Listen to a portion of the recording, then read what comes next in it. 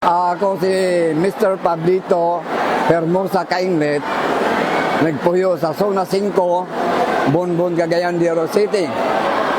Niani ako din sa People's Day ni Mayor Clarix Oy, kay aron ako mangayo og tabang kaniya nga ang akong birth certificate nga nakuha gikan ang nakabutang sa akong gender is female.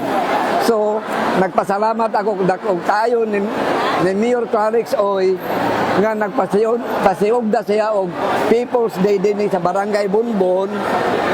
Og pag-adto nako sa City Hall, abi ko sa mga empleyado dito sa nangahingtungdan kung asa nako makuha ang mga requirements nga ni karon.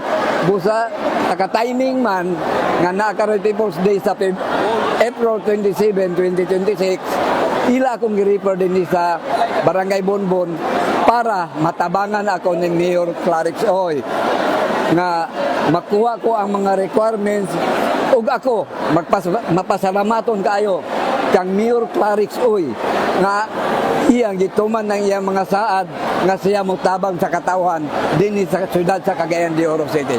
Ug daghang salamat.